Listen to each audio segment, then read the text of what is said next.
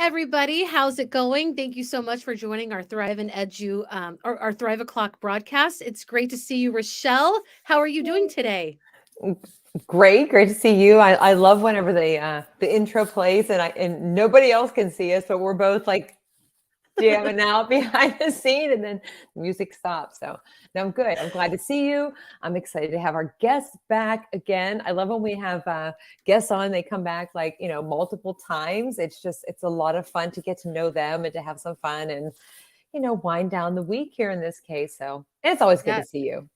It is always good to see you too. And today's guest, it's not just fun to have him back, but he's just super fun. Yeah, it's super So fun. we're going to laugh a lot today, hopefully.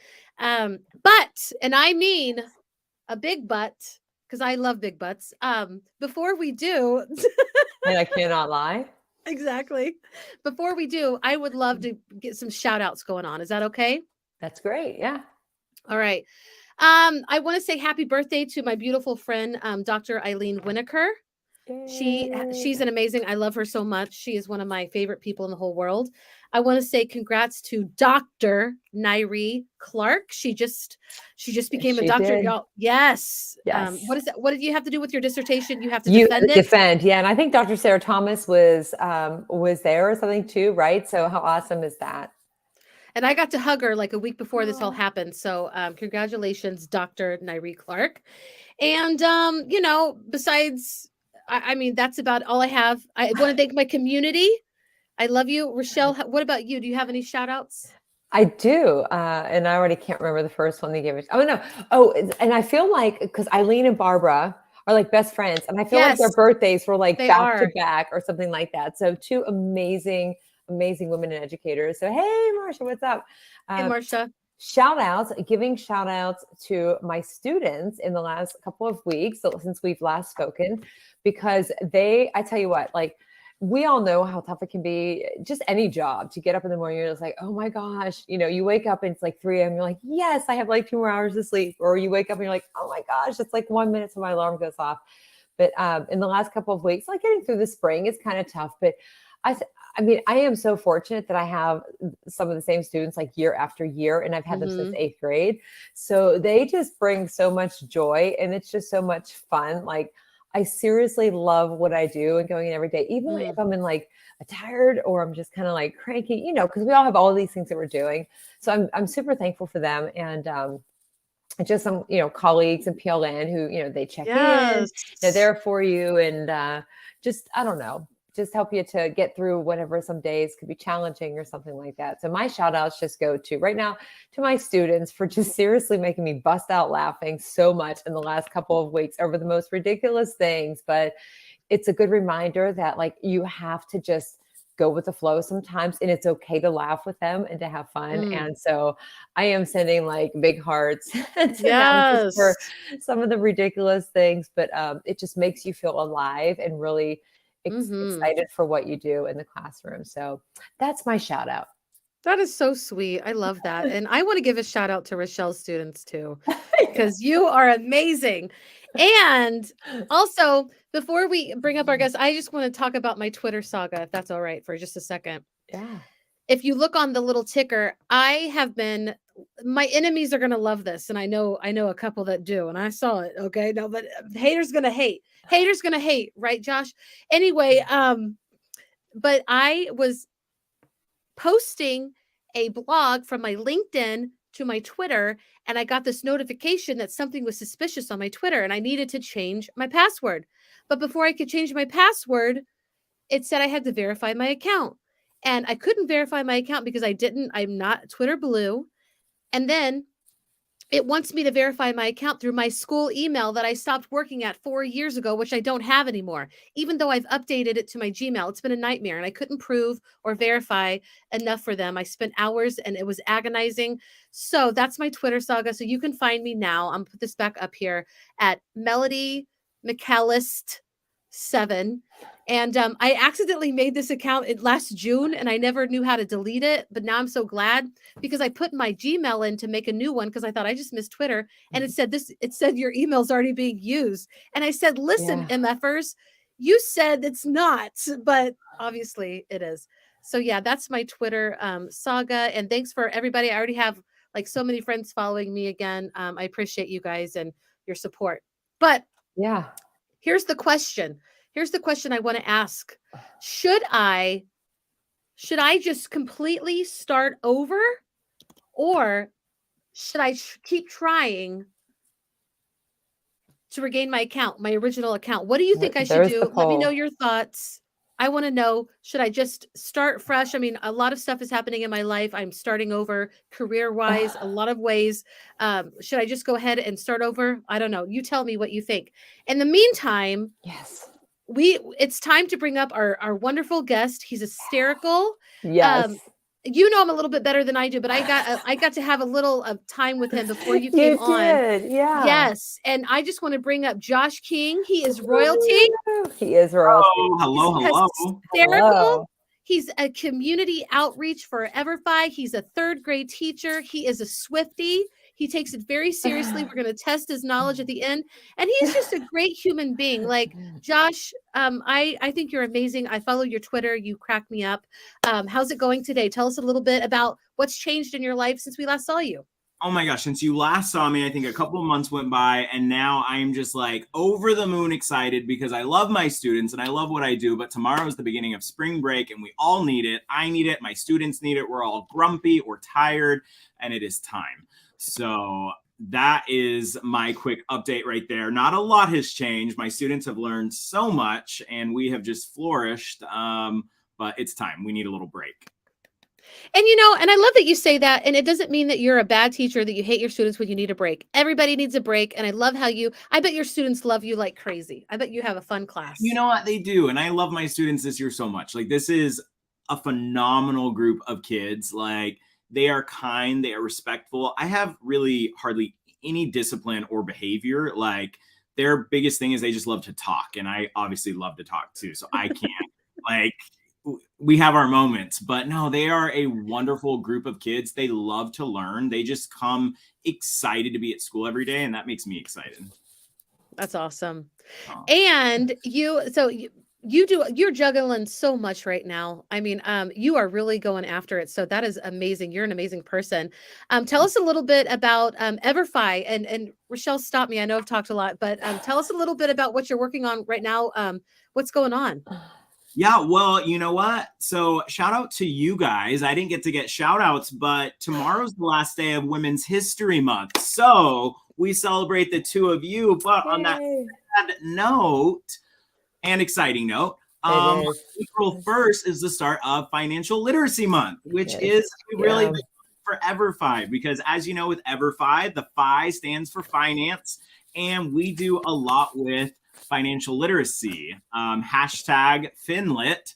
And it's an exciting month for us because we get to showcase so many of our courses that EVERFI started with in the early years, where it was all about financial literacy and financial literacy and how much we've grown, but all the new courses in regards to FinLit as well. And there's so much that EVERFI has to offer, and it's an exciting time. And there's so many free, amazing resources that teachers can use to really help their kids navigate their financial future. Yeah. So, okay, first of all, knowing to just say FinLit is super helpful, because I've been typing in financial literacy on all my hashtags, and I'm like, it's like typing in artificial intelligence. I'm like, am I really seeing two L's there? Is that a capital I? So knowing FinLit is way easier. And I did a couple of hours ago, I joined in the Preparing for Tax Season webinar that Alice had done. Yeah. And I cracked up because I felt like this is information that I could have used many years ago, because I still, like, my dad could attest to this fact. Like, I don't know that I was ever taught how to balance a checkbook. And I don't know if we talked about this before, but like, I would have like 5 entries across one horizontal line, just like written in, because I use the Mac card so many times. And, but anyway, it was really helpful. And there are, like, I look at it often and I check out, especially because, there's constantly new resources being added into EVERFI's library. But when it comes to some of these things, some teachers might think, like, especially with trends now, you're looking at things like, you're not paying with the standard way that you pay for things, and budgeting for things and all of that. and not knowing where to go for it. And I love that you can just go there and like everything is there for you. It has it broken down by grade bands, and you don't have to be an expert to get started with it. But in my case, I am definitely not an expert, but joining in that webinar that she just did, just listening to some of the things and ideas for the classroom, even if you're not, a teacher that teaches like personal finance, which now in my school is a course that students have to take. But for me in high school, we were divided into tracks, and you either were like vo-tech, you were business, you were college prep. And if you were college prep, there wasn't room to take a course. Like I didn't learn how to type in high school. Like I had to figure that out. I'm still figuring that out. So some of those essential skills that you need, like life skills, were not taught to students who were in at that time in the college prep track, for example. And it's like, you need that. And so I'm excited to talk about, but I do have a bunch of questions I'm going to ask about financial literacy. Oh, I can't wait. Bring it up. Wow. I'm going to pause because I think maybe Mel has a question. I want to hear these questions. Okay. Well, some of them might be, a little serious, and some of them may not be quite so serious, but just inquiring minds may want to know. So my first question is, so let's say that I go and I get an apartment, right? So here's my question for you. Can I pay my rent in Monopoly money and just pretend it's real? I do that in real life. I'm out of Monopoly money. I've now Amazoned like 3 new Monopoly boxes because I figured if I just get one, I'm going to run out. So I'm going to say yes. In a delusional world, wouldn't that be wonderful? It would be. And so here's my next question. So, they say money grows on trees, right?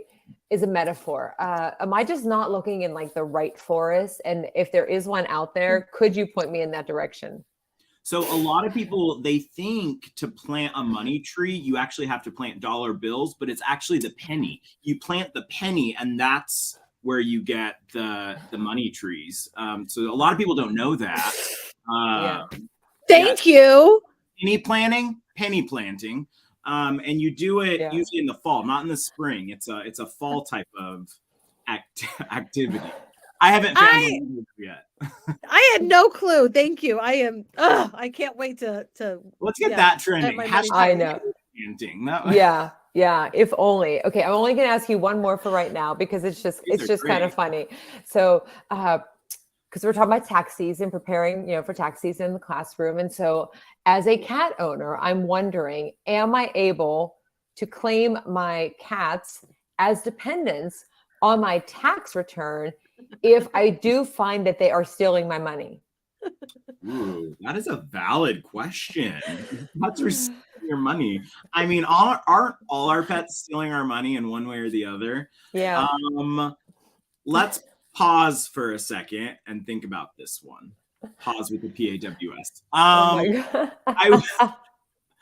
I would say yes, you can, as long as they have like human names. Like your cat can't be Spunky or like I don't know other cat names, but like if it's Whiskers or if it's Joanne, like yes, you write them down. Why were those the 2 first cat names, human names I came up with?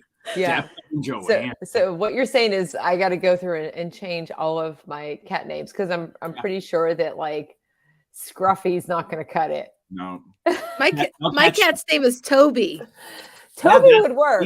That would work. Works. Mm-hmm. And I have a Demi, and so I'll just Yeah, that would work. I'm kind of out of luck, but like seriously though, like when you think about financial literacy, especially now, going back years, the way that you transactions, cash, credit card, it was the old like balancing checkbooks, all of those things. But now we're looking at like Venmo and Zelle and all of these different apps that you have. And in some countries, you can actually pay with your face. Like I joke with my students and say like, yeah, you could walk in and they can scan.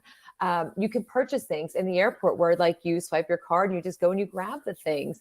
Wow. And knowing how like all of that works, it's more than just basic like checks and money and those types of things. And so for teachers, like just in our own daily personal lives, like we have to know a lot of stuff, right? I have 2 things that I want to say to this. First of all, Josh, are you old enough to know that like you used to have to like you did see that? Okay. Yeah, no, I knew exactly. I've seen it in the Yeah. movies. In the movies. There was this scene, I believe, in Home Alone 2. It was. He goes to the hotel and gives the credit card, and they go. And I was like, "What's that?" And Okay. like, so yeah, I get it now. Thank you. I love Oh my that so gosh. much. I knew like people just don't get that anymore. And then my second thing is when you were talking, Rachelle, it made me think of all of my my classes at church about the end times and all that stuff. Sorry. Oh my It's gosh. just I just laugh at all the things that they said in Bible school is coming to fruition. But anyway, but times are changing. Maybe that was a terrible joke, but you know, No, not at that's all. one of my toxic traits. So terrible jokes, especially. Anyway, so when we talk about it, I love it too. And I was just thinking in my head, because where else do you think, right? You think in your head. No. I learned how to write in a checkbook in the 6th grade. That was like one of our classes. But if I had learned back then, like you would actually see physical money. Our kids don't even see physical money sometimes. Like, sure, sometimes, you know, we give them cash to go do the vending machine or whatever, but it is a whole different world out there for kids to learn about. So, where do we get started? Yeah, where do we get started? That is a great segue. Okay, so with it being Financial Literacy Month, I have 3 courses that I kind of want to talk about and highlight. But one of the courses that's not on these 3, I just want to talk about this first because, again, I am an elementary teacher. And EVERFI offers Finlit courses from 4th grade to 12th grade. And if you're just joining, Finlit stands for financial literacy, of course. But the younger, like there's no really Finlit courses for K through 3rd, but for my 3rd graders, I use their course called Vault. And it's really kind of that intro course that teaches your young kids in a gamified storytelling way how to budget, how to save, why it's important to look at your wants versus your needs. And my 3rd graders love it, and they're getting life skills out of it. And it kind of sets the path and sets the tone of, yeah, I do need to keep on learning about this. What's next? And so the first one I want to talk about is Future Smart. This is your course for middle school, 6th grade through 8th grade students. You might be a 5th grade class who you need something and you need something a little extra that you want to get your students' hands on. Try it in 5th grade. Maybe they didn't do it in 6th or 8th grade. Try it in 9th grade. These type of courses are not, you don't have to be in the grade level. Those are just recommendations. But Future Smart provides these students with a step-by-step narrative and interactive exercises on teaching them how to budget, teaching them about their own personal finances, how to run a business, looking at the economy. And I say gamified because the people in the Future Smart course, they remind me of the Wii characters. They're kind of fun. But here's the deal. It's a total of 7 lessons. It's 25 minutes per lesson. And these are all independent lessons that the students can do by themselves. So maybe you need that morning work. You need that extra time at the end of the day. Or maybe you just want to break it up where, hey, they can do 12 minutes at this time. They'll finish the lesson on another day. However you decide to do it, an independent course where you don't have to plan or prep for anything. And the students are getting very beneficial life skills like that. It's really impressive. And it's something that maybe you don't know where to start with EVERFI. Maybe you don't know what to do or how to incorporate it. Try it out. What's the worst that can happen? And that's what I like to tell people. Like, what is the worst that can happen? Maybe you don't like it or it doesn't work for some of your students. At least you tried and you know what works and what doesn't work. And Future Smart is a really good intro course for Finlit. Awesome. It took me a minute, like, to know that you weren't saying Finland, but it's Finlit. I love that. Or we can say, like, I feel like I want to walk into a middle school class and be like, hey, let's get Finlitty. Woo! Like, I don't know. Like, I love that. And Oh I'm gonna drop out a blog that has a lot of activities. Is there any activity also that you think of that may be a fun thing to start with your kiddos, whatever age? Well, when you say every age, like you saying like high school? Yeah, like any age that you like. I'm here. I'll post it or whatever. No. What are some of these? Oh wait, yes, these activities, financial literacy. Or no, that was the. Oh my gosh, I got so Finlitty. No, sorry. Yeah, that's what I was talking. So one of them. So we were talking Finlitty. about Future Smart, and then just a couple other, and you'll see that on the link that you're sharing. But there's marketplaces, which is another digital. These are all digital. They don't always have to be digital, which is great as well. Because say Wi-Fi goes out, or you've had too much screen time, you can use a lot of these lessons offline as well. And the cool thing is you go into your account as a teacher and you can print out everything again, all done for you. It's already planned, already prepped, and you can do it offline and have kind of more of that conversation with your students, which could be a really good thing as well for middle school and high school students. It's one thing to just set them free and say, hey, we got this independent course. Yes, it assesses them, it tracks them, so you can see how they're doing. But I think these are really important conversations, real world conversations to have with our students as well.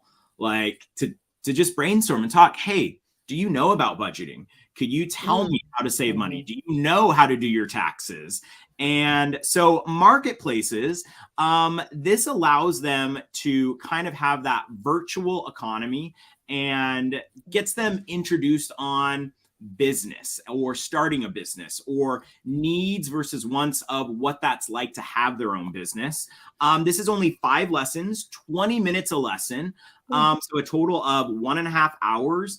And it's sponsored by Jumpstart National, and it meets so many financial standards. And this is kind of a trivia for you guys. Do you know how many states right now require students to have a personal finance course for a semester? Do you know how many states are doing that right now?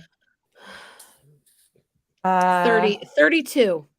I'm going to go, I'm going to go 20. 20. Okay, so both of you are just shooting high. Yeah, only 17 states right now, but I know that close is changing and it's going to keep on changing. You were really close. Yeah, so you're our winner. I feel like there should be a sound effect like ding, ding, ding. I know. Totally rad. Woo! 17 states require that right now. And so the fact that we have all these different financial literacy courses readily available and they meet these standards, that means that they can use these and check that off the box. And at the same time, these students are getting these real life skills. The last one, and I won't go into a lot of depth, but Rachelle, you were talking a lot about taxes, and I'm in the same boat. I wish I would know so much more about taxes. My parents tried really hard. It went in one ear and out the other. And I'm like, what is a tax? Like, I don't know. But what's really cool in EVERFI's Finlit, that's what the course is actually called, EVERFI Finlit. It's initial financial literacy course. There is a tax simulation built into that course. So the students can actually go in and do their fake taxes. It's not their actual taxes, but they learn what to do with their paycheck, what happens with their paycheck, why is money being taken out, and then how to apply that in actually doing their taxes, which is such an amazing skill. I wish I would have learned years ago. And this is through TurboTax, but that's probably the coolest part, I think, on top of everything else that's inside EVERFI's Finlit. But again, you're going to have these high school type courses and lessons within that are going to teach about budgeting and saving and do's and don'ts on credit cards, why to get a credit card, why not to get a credit card, important things that I think all of us wish we would have known in middle school and high school. Like I had no clue.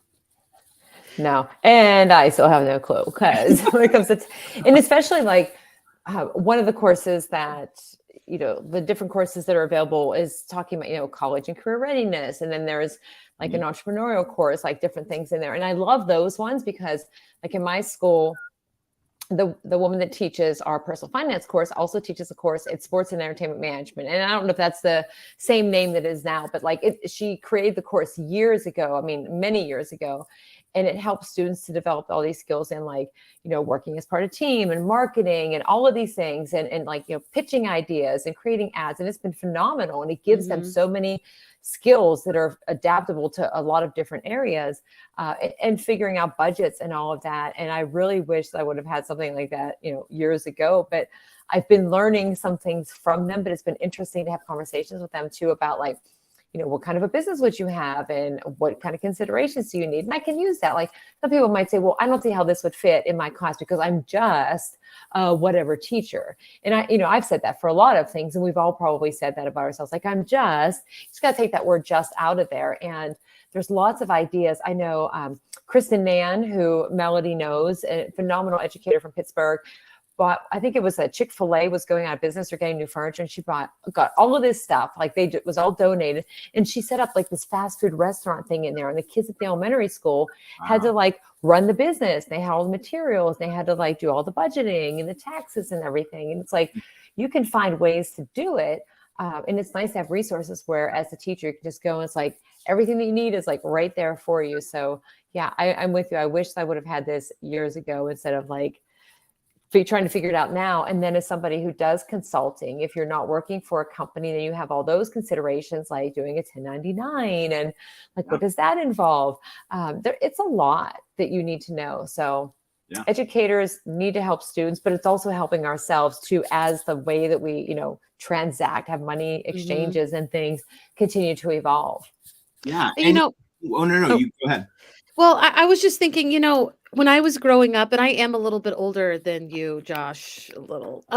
When I was growing up, it was in my head, like I was going to marry somebody that was successful. Like I didn't have to know all of these things, and I hate that because I feel ignorant about that a lot. So it is really cool that, our girls, that's not our culture anymore, and they can be as financial literate as anybody else. And I think that gives them such a great foundation to begin. And even our students that maybe they don't have like generational wealth isn't really part of their, their history. Like it gives everybody a more equal playing field. And I love that. And another thing that I really love about EVERFI is just how you are bringing in real world businesses. Like they are contributing. And I love this because I love community. Community is what solves the problems that are right in our real world. And they're coming together. And I think this is an amazing platform. So well done. I will be using it. Yeah. And and so right now we're talking a lot about financial literacy, but the coolest thing is like, this is just part of EVERFI. Like we have courses on health and wellness. We have SEL, we have STEM, there's reading literacy, there's career readiness. There's so much that EVERFI offers. And again, they are all free. And we have courses K through 12. Like we might not have financial literacy for our young K through second, which that might go over their head a little bit. But we have reading literacy, STEM, social emotional learning for our younger grades as well. And for our older grades, it goes across the whole board. And our sponsors, again, like you were saying, these are sponsors that, they sponsor and give this money because they believe in the future and they want to see our future succeed with all these life skills. Like it goes hand in hand.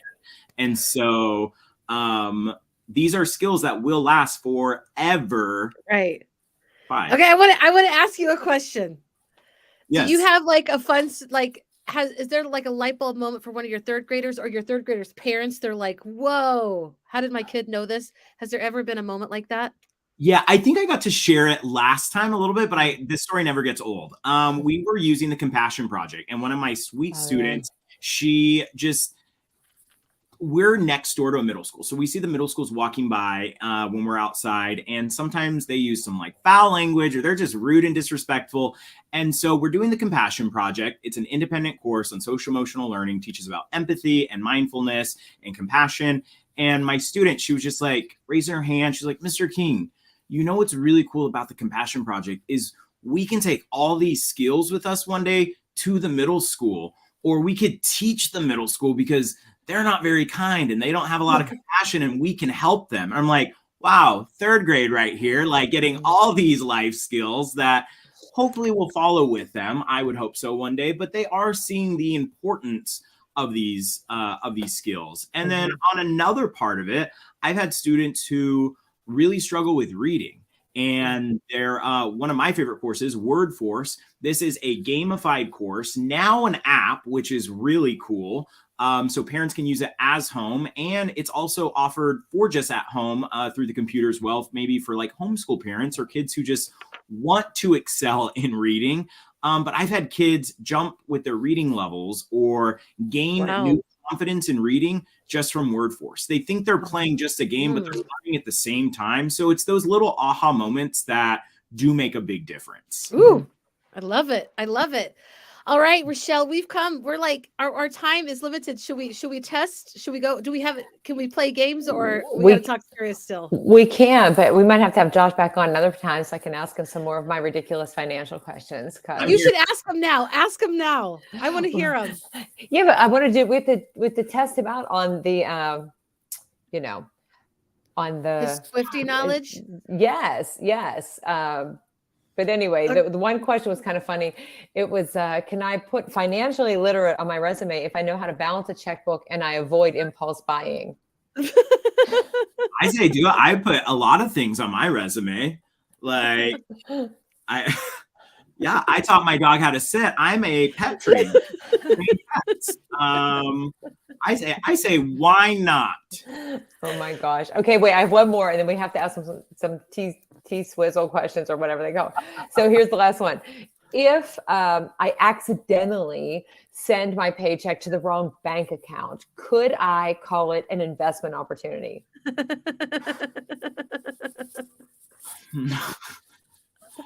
Where did you get these dumb questions? They're great questions. They are great questions. I will not reveal my source. I'm like the vault right here. It's just, I feel like I'm going to be asleep tonight and I'm going to wake up and I'm going to have the perfect answer to that question. That's okay. Because you could just drop it in the comments later and be like, and you got to let it simmer a little bit. So. All right. No. All right. It. Test and T Swift. I was like, Taylor Swift. All right, we got a Swiftie in the house. Josh is going to go see her in Texas this weekend. Is that right? Yes. Wow. Sunday. All right, let's test your knowledge. I'm going to start with something easy. What is Taylor Swift's lucky number? 13. Ooh. She was born on December 13, 1989. Look at that. Oh my God. Like, there is no hesitation. And she writes number 13 on her hand for every show. Oh my gosh, that's so cool. I have 2 kids born on December 12th. I'll never forget that. All right. Where was Taylor discovered? Where or how? Maybe it's the answers in the how. Oh gosh, that's a hard one. I know she grew up in Pennsylvania. So I don't know if that's where she was discovered. I don't know. It was somewhere in country music city. Where was it, Rachelle? Oh, Nashville? Bluebird Cafe.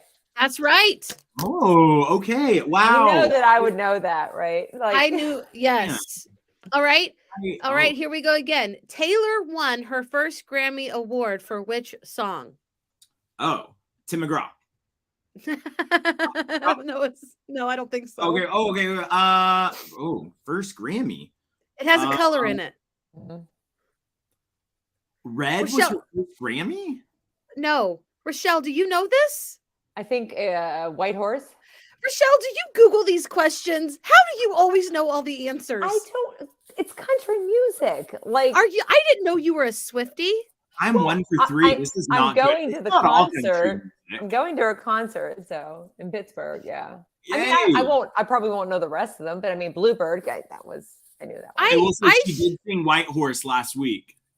Wow, I should have put this as who's a bigger Swiftie. That's what this should be called. All right, here we go. A couple more. What was the title of Taylor's first album?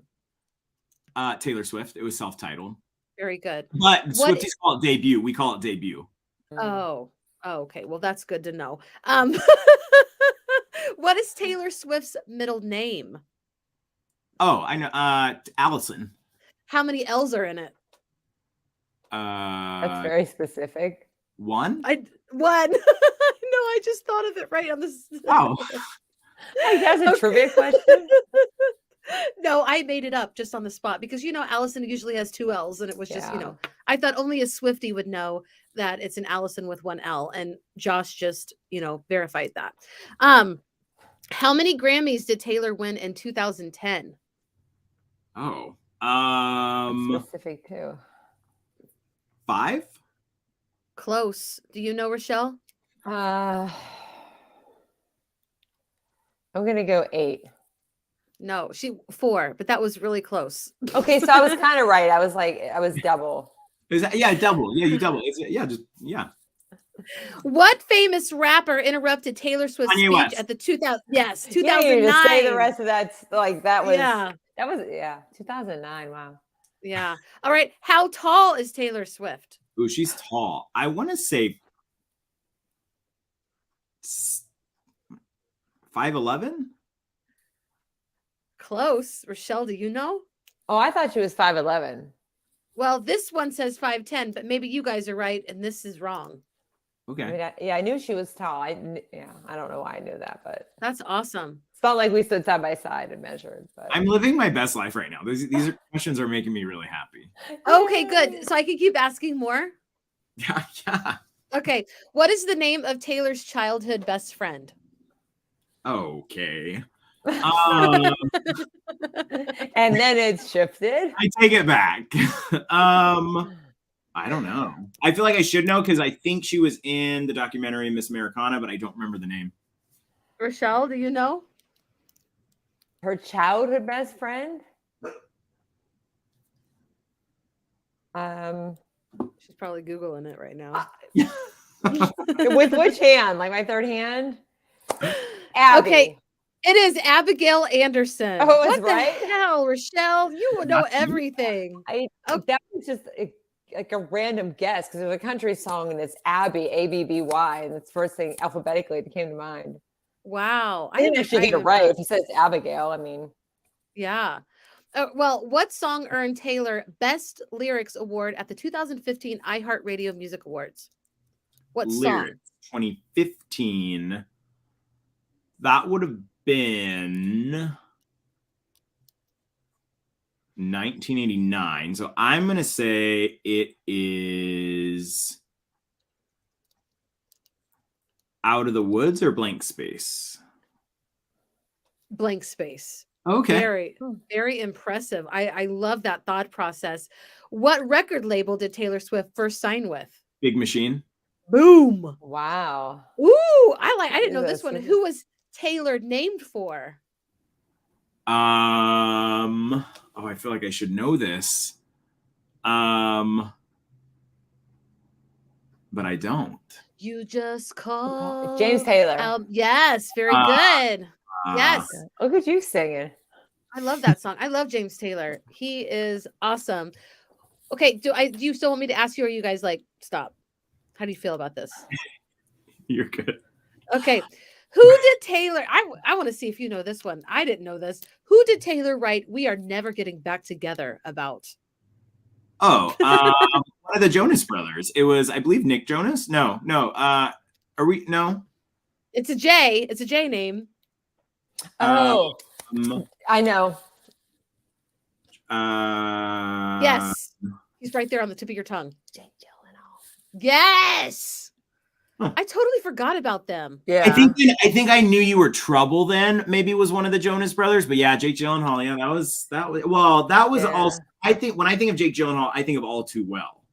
Ooh, who did Taylor? I don't know. Who did Taylor write "I Knew You Were Trouble" about? That's what I was thinking was a Jonas Brother, but it's not. Oh, really? Oh, I don't know who. Do you know, Rachelle? Taylor Lautner? No, I feel it was what's his name? Styles. Yes, Harry Styles. Yeah, Harry Styles. Okay. She knows everything. What service did Taylor remove her music from? Spotify? Yes. Oh, yes. The only thing I can think of. Well, she's on Spotify. Well, I don't know. Maybe she wasn't for a while. And what song does Taylor sing? Because the player's gonna play. Shake it off. Yeah, shake it off. And the hater's gonna hate. I love it. Okay, we already know her birthday. She was born. Yes. And this will stump you, I think. What show did Taylor appear on in 2009? Like TV show? Mm-hmm.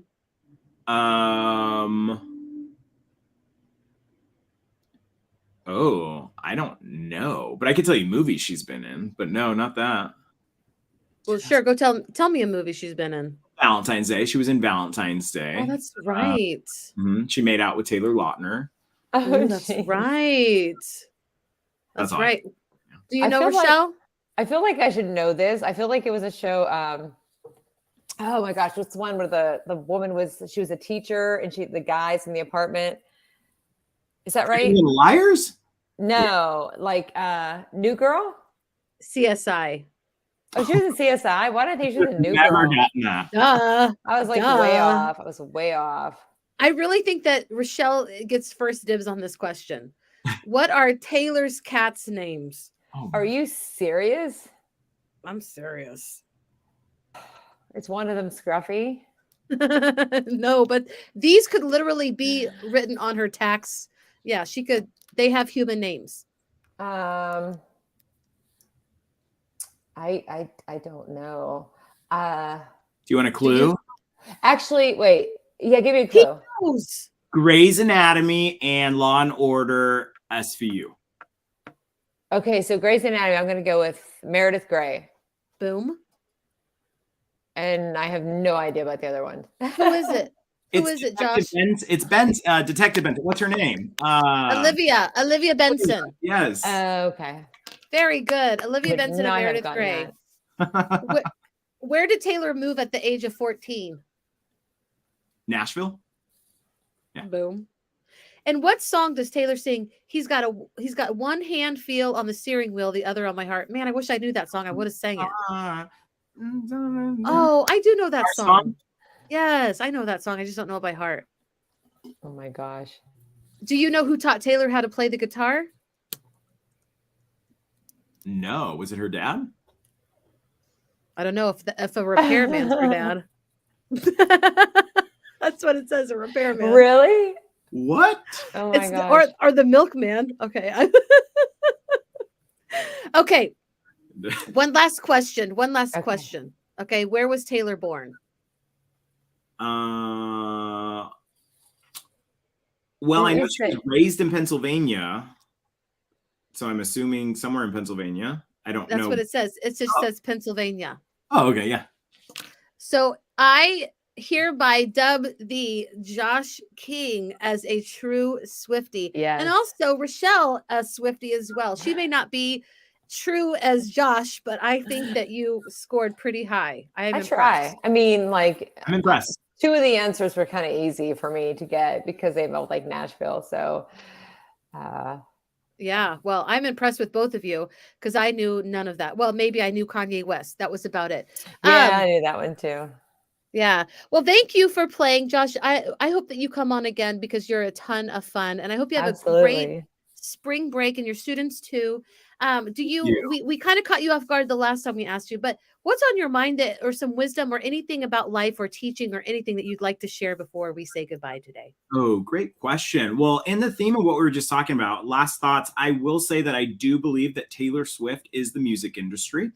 And a piece of advice that my students taught me, actually, I'm going to say student, and this might blow your mind. I don't think we talked about this last time.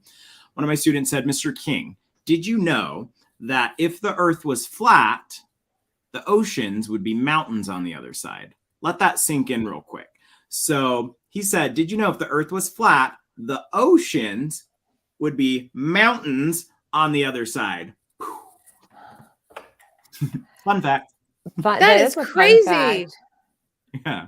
I am so directionally challenged right now. So think of like a flat paper. Yeah. Yeah. Oceans are underground. So the oceans are so deep on the other side, they would actually be mountains. It took me a second. I had to draw it out. Me drawing with a third grader as he's like exactly what he's saying.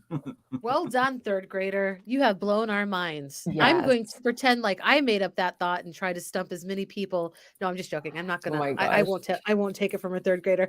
But anyway, thank you so much, Rachelle. Do you have any last words you'd like to say?